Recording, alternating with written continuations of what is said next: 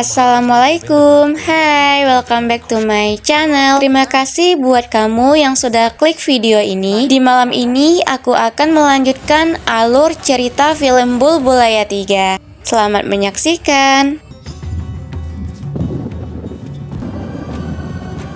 Pada video sebelumnya, keluarga istana melihat banyak burung gagak yang mati secara tiba-tiba. Pendeta Rajpurohit merasa ada yang sedang mengawasi mereka. Di pagi hari, Ruhan dan Mira mengajak Mandira mengunjungi kuil. Akan tetapi, Mandira tidak pergi ke kuil karena dia tidak percaya dengan Tuhan. I'm sorry, मैं नास्तिक हूँ. Raja Sahib yang sudah mengetahui kedekatan Ruhan dengan putrinya Mira memberikan Ruhan sehelai cek dan memintanya pergi meninggalkan istana. Tidak kehabisan ide, Ruhan yang memiliki banyak akal tiba-tiba mendekati Mira dan mencium keningnya. Seketika itu membuat Raja marah. Ruhan memainkan perannya seakan sedang dirasuki oleh roh Safitri, istri Raja. Ruhan sebagai Safitri berkata ingin melihat putrinya memiliki pasangan hidup. Safitri ingin melihat putrinya menikah dengan pria yang tidak lain adalah Ruhan itu sendiri. Singkat cerita, Raja pun menyetujuinya. Pendeta senior beserta keluarganya menemukan sebuah lukisan yang sudah lama terbungkus rapi. Mereka pun memberitahu Mira. Ketika lukisan akan dibuka, tiba-tiba terkena tumpahan cat yang tidak sengaja jatuh dari sisi Malika berdiri. Mira yang penasaran dengan lukisannya terlihat begitu marah padanya. Paman Mira membawa Ruhan dan Tilu ke sebuah ruangan penyimpanan pakaian kerajaan. Pakaian yang nantinya digunakan Ruhan pada pesta pernikahan. Tiba-tiba pakaiannya melayang membuat mereka ketakutan hingga Tilu tidak sadarkan diri.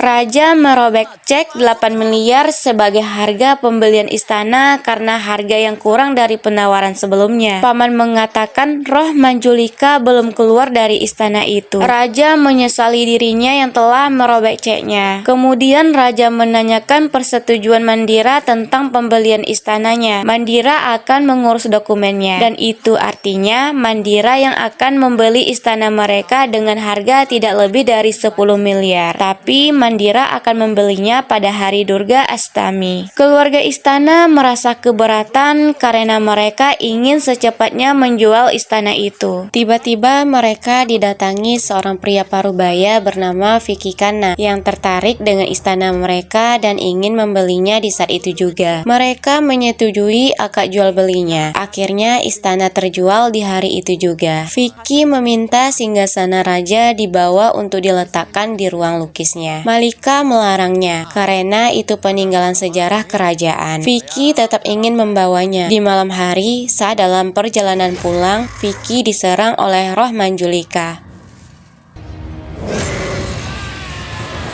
Di hari berikutnya, Mira bertanya pada Malika, bagaimana bisa singgasana kembali pada tempat semula. Dengan amarah, Malika mengatakan ini adalah singgasananya. Dengan rasa ketakutan, Mira lari menghampiri keluarganya yang berada di luar. Mira mengatakan pada Ruhan, Malika berada di dalam istana. Mereka mendapati kabar Vicky baru saja meninggal. Berita itu membuat Mandira tertawa. Malika yang melihatnya merasa sangat aneh.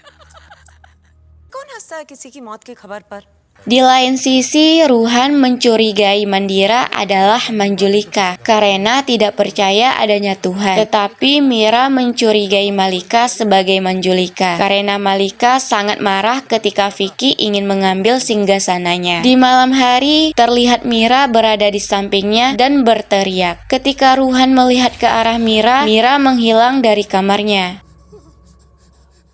Pagi hari, Ruhan bertanya apakah tadi malam Mira berada di kamarnya. Mira mengatakan dia tidak berada di kamar Ruhan. Setelah melihat kejadian itu, membuat Ruhan dan Tilu memutuskan pergi meninggalkan istana. Tetapi setiap mereka mengendarai mobil, mobil tersebut tetap membawanya kembali ke tempat semula. Dengan terpaksa, Ruhan kembali masuk ke dalam istana itu.